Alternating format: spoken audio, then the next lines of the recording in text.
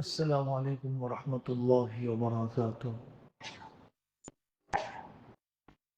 نحمده ونصلي على رسوله الكريم اما بعد اعوذ باللہ من الشیطان الرجیم بسم اللہ الرحمن الرحیم وابتغ فيما آتاك الله الدار الآخرة ولا تنس نصيبك من الدنيا وأحسن كما أحسن الله إليك وقال تعالى انما اوتیته على علم عندي وقال تعالى ليبلوكم ايكم احسن عملا صدق اللہ العظیم۔ میرے عزیزو دینی بھائیو، زندگی میں اعتدال رہنا چاہیے مقصد اور ضرورت کے درمیان۔ اس سے کوئی انکار نہیں کہ دنیا دارالاسباب ہے، دو پیسے کی انسان کو ضرورت پڑتی ہے، کاروبار کرنا چاہیے، نوکری کے لیے بھاگ دوڑ ہونا چاہیے، لیکن یہ تجارت، یہ ملازمت کبھی عبادت سے غافل نہ کر، کبھی آخرت سے غافل نہ کر، کسی لمحے میں اولاد کی تربیت سے غافل نہ کر۔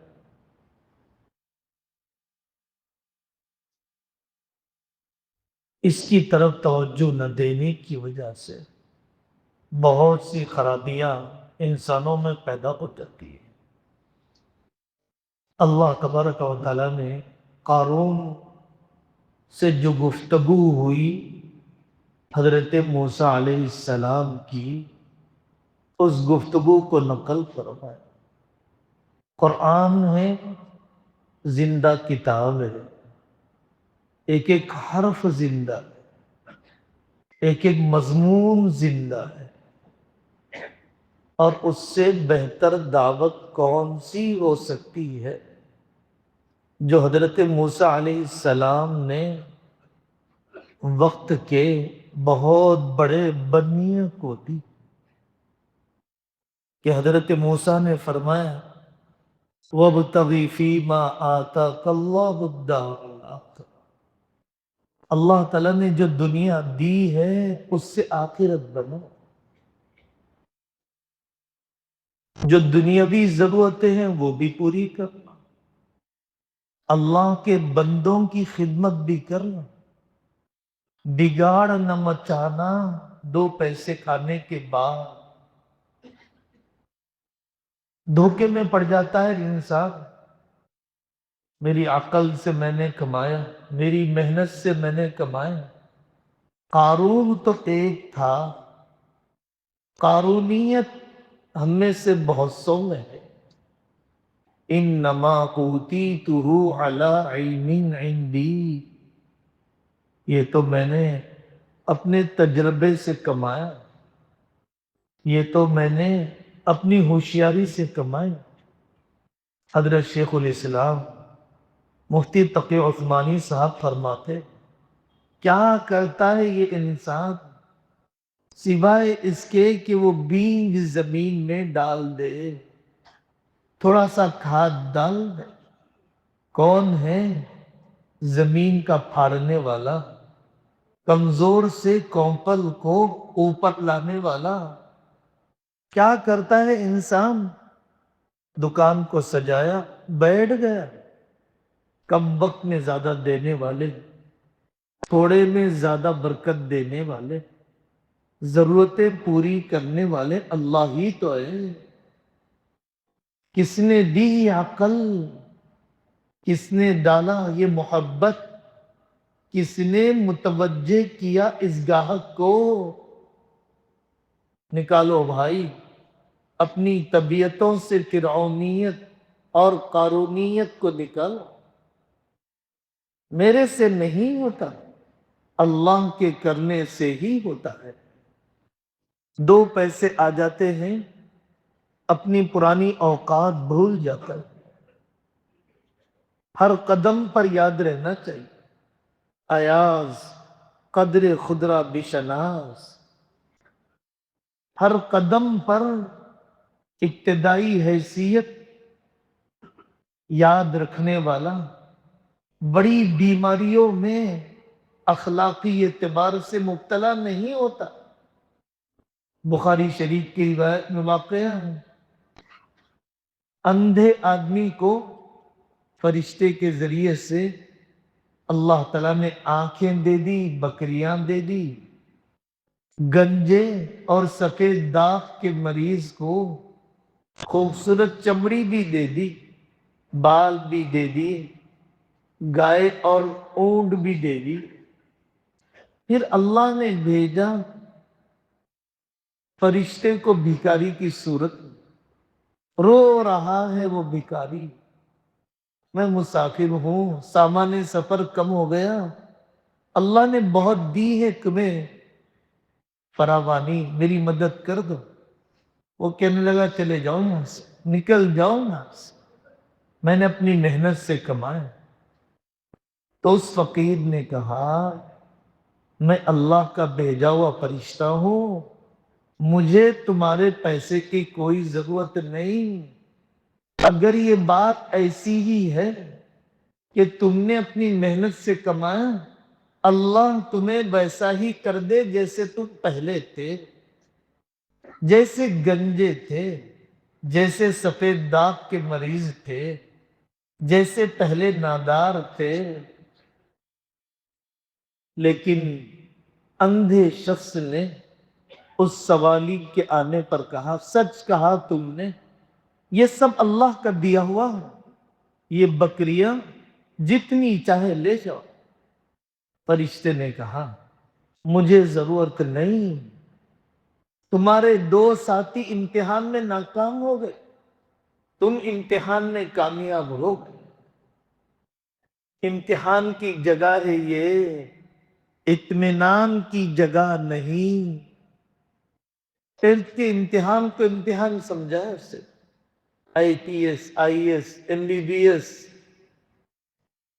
امریکہ کا انٹرویو، کینیڈا کے انٹرویو، زندگی کے چند امتحانات ہیں جس کا خوف ہوتا ہے آدمی کی طبیعت کا، باقی تو اطمینان۔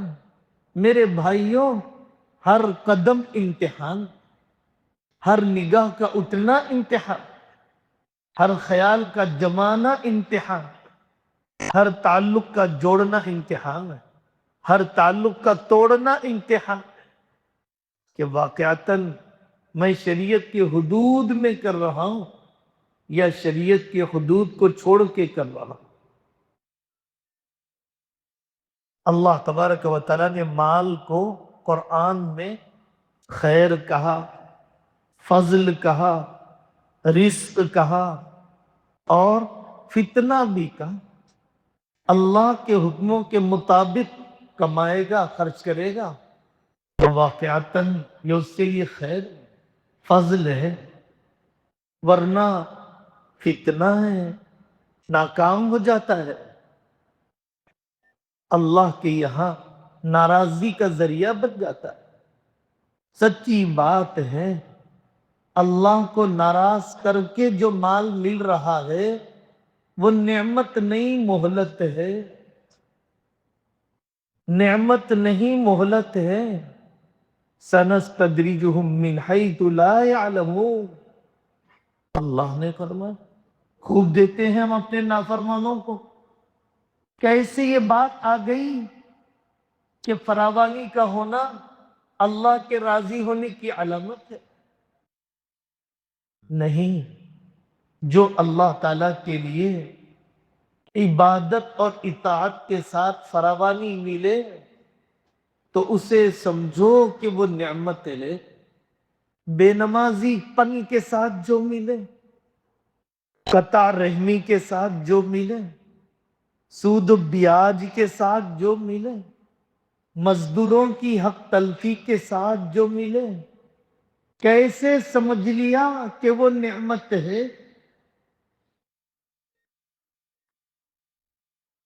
حضرت تھانوی رحمت اللہ علیہ بیان قرآن میں ایک جگہ پر مثال دی. طالب علم مکتب میں شرارت کر رہا، استاد جی کے سامنے بیٹھے ہوئے بھی کلاس میں اچھل کود کر رہا. استاد جی دیکھ رہے، کچھ نہیں کرتے.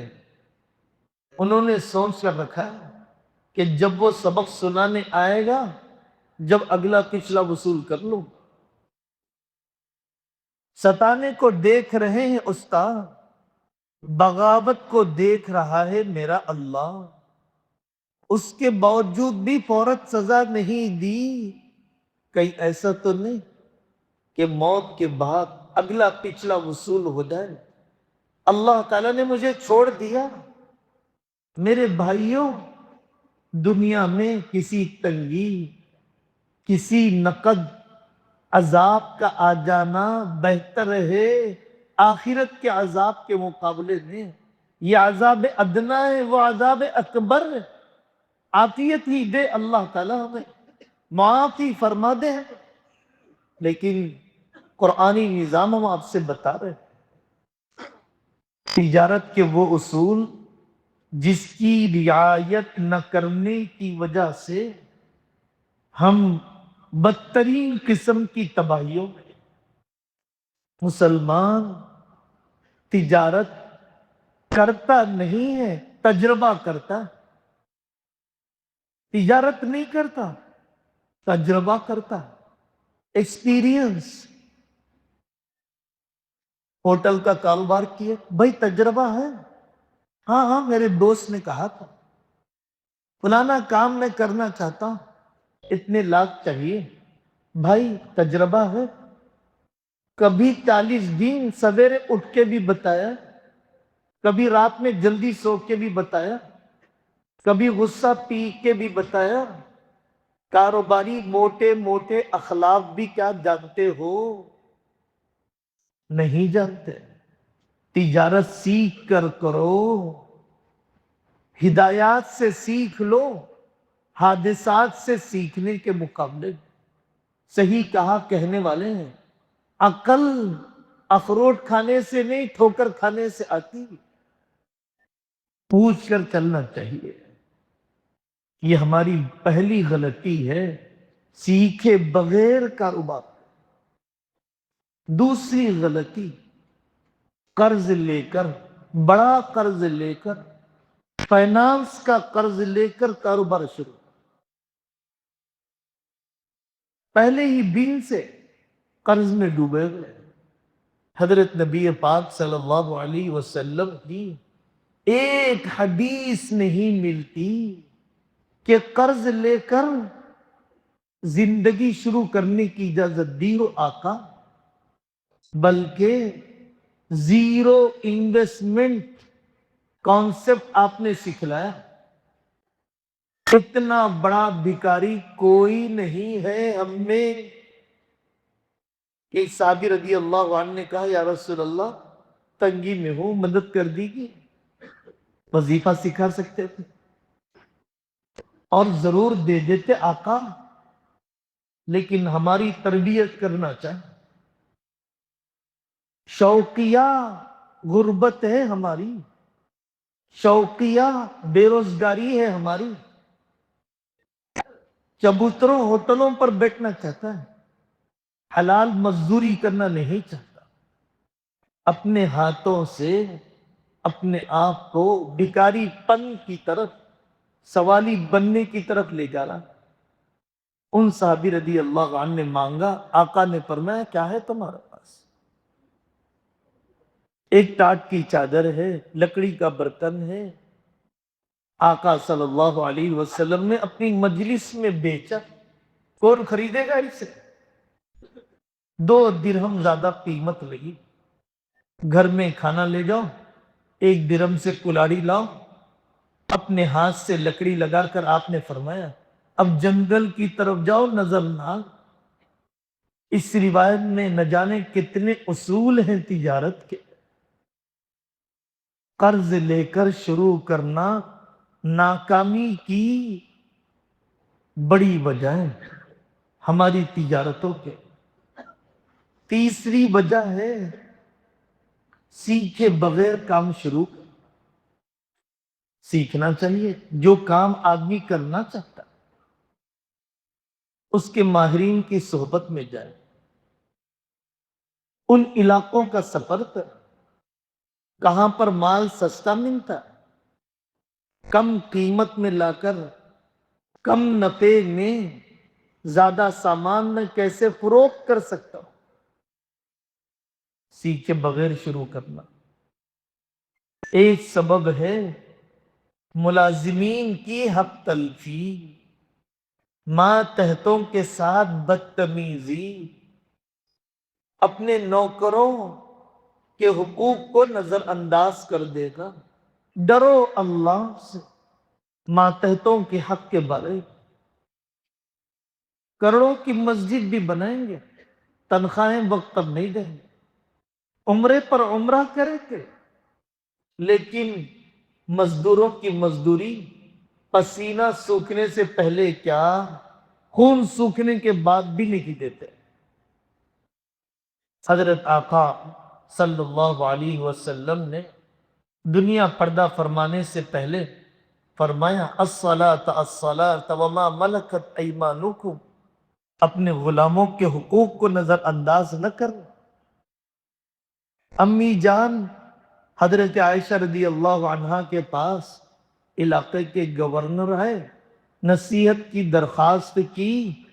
امی جان نے فرمایا کہ میں اپنے گھر میں آقا صلی اللہ علیہ وسلم تشریف لائے، آپ نے نماز پڑھی اور دعا کی، اے اللہ جس کو مسلمانوں کے کسی کام کا ذمہ دار بنایا جائے اور وہ ان کے ساتھ سختی کرے، آپ بھی سختی کیجیے. جو ان کے ساتھ نرمی کرے، آپ بھی نرمی کیجیے. مت بھولو للہ اقدر علیک منک علیہ.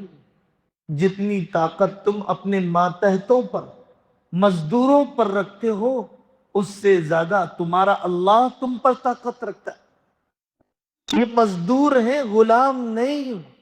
متی استعبدتم الناس وقد ولدتهم امہاتهم احرارا.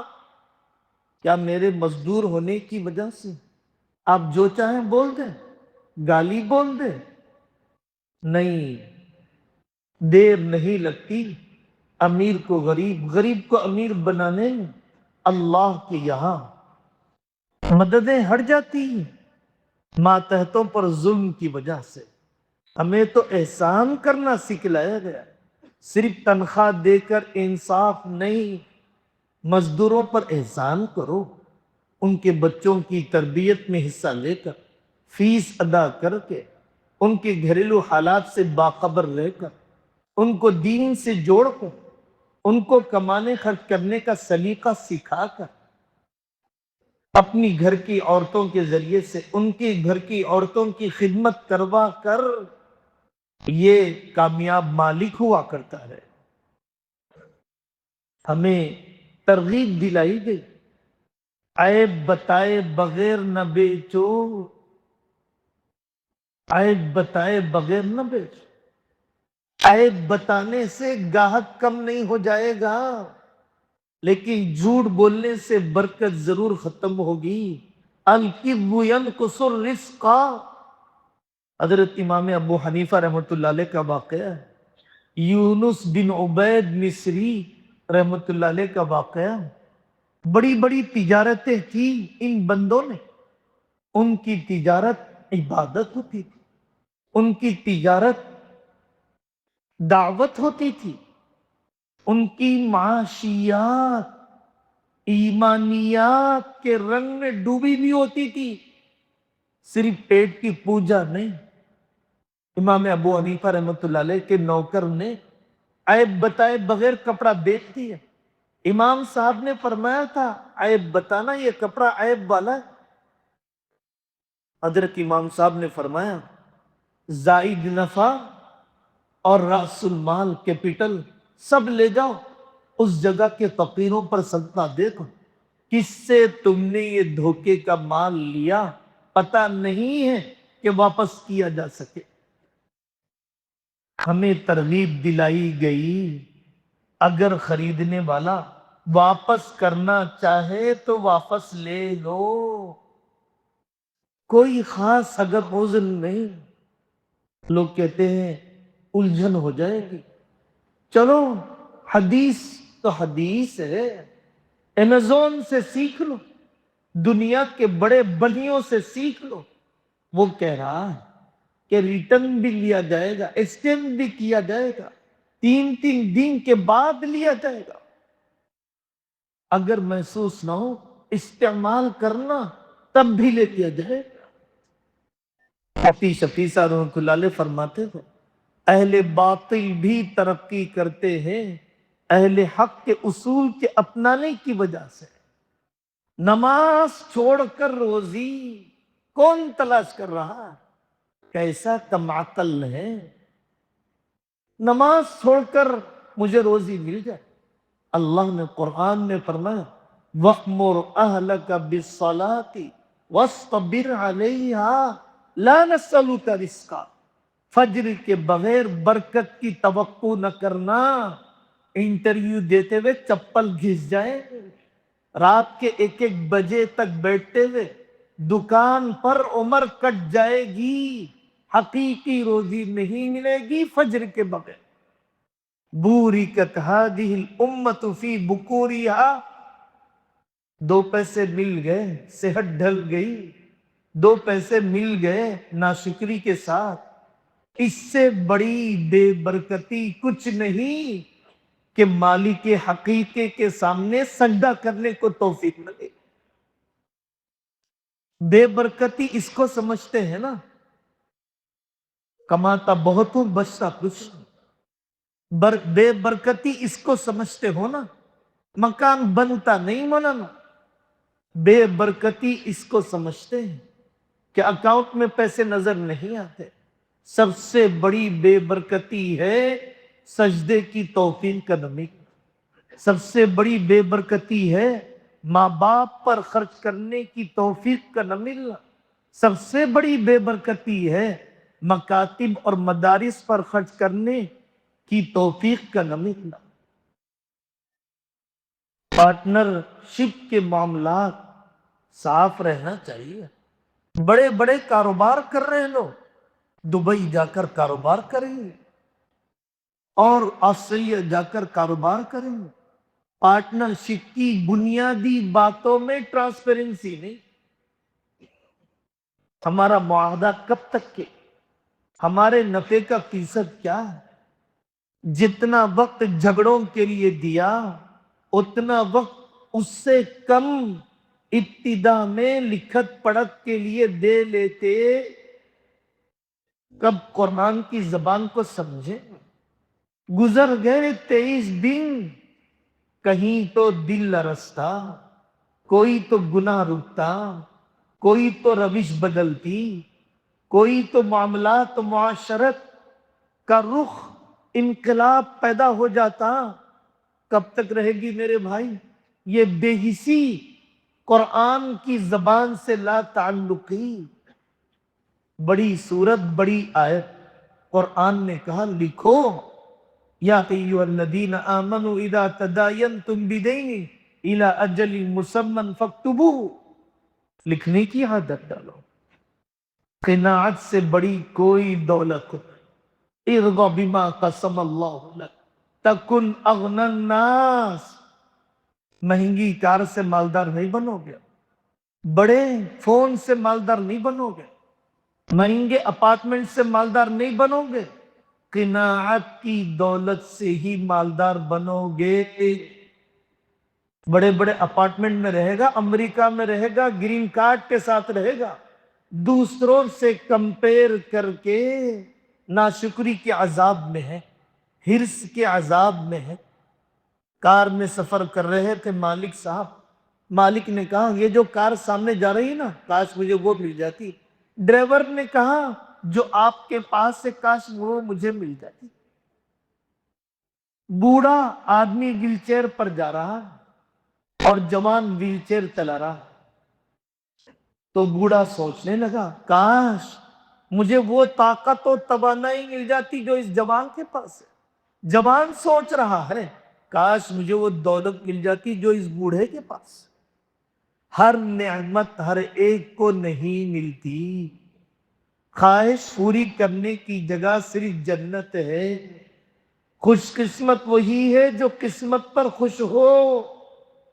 اللہ کی تقسیم پر ناراضگی نے کسی کا مقدر نہیں بدلا۔ اللہ کی تقسیم پر ناراضگی اور حرص تمہاری آمدنی کو نہیں بڑھائے گی۔ نحن قسمنا بینہم معیشتہم اہم یقسمون رحمت ربک۔ واہ رے قرآن، کاش اس کا کچھ نور ہمیں مل جاتا، یہ زندگیوں کی بے چینیاں ختم ہو جاتی۔ وَفِي السَّمَاءِ رِزْقُكُمْ وَمَا تُوعَدُونَ فَوَرَبِّ السَّمَاءِ وَالْأَرْضِ إِنَّهُ لَحَقٌّ مِثْلَ مَا أَنَّكُمْ تَنطِقُونَ۔ چھوڑ دو شارٹ کٹ راستے، ایزی منی کے راستے، فراڈ کے راستے، ریل اسٹیٹ میں ڈبونے کے راستے، قرض لے کر روپوش ہونے کے راستے، پیسے لے کر دبئی امریکہ بھاگ جانے کے راستے۔ فقیری کا دروازہ کھول دیتے ہیں اللہ جب آدمی قرض لے کر ڈبو دیتا ہے۔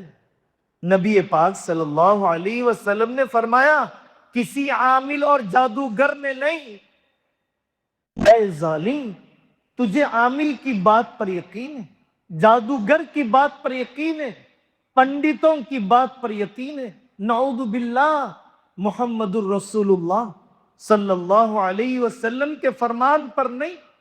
جو قرض لے ڈبونے کا ارادہ ہو اللہ اس کے مال کو ڈبو دیتے، اور جو قرض لے ادا کرنے کا ارادہ ہو اللہ تعالیٰ اس کے قرض کو ادا کر دے۔ آمدنی اور خرچ کا بجٹ پلان کرو۔ ہم نہیں سیکھ رہے، چادر سے زیادہ پیر پھیلاتے ہیں۔ صحیح کہاوت ہے جو ہمارے علاقے میں کہی جاتی ہے، اوپر شیروانی اندر پریشانی۔ پریشانیاں اندر ہیں لیکن ولیمے کے کھانے کم نہیں ہونا چاہیے، برتھ ڈے رکنا نہیں چاہیے، عقیقہ دھوم دھام سے فنکشن ہال میں، سانچک جمعگی نہیں چہلم دہم میں بھی کچھ ٹکڑے تلن گلن ملنا چاہیے۔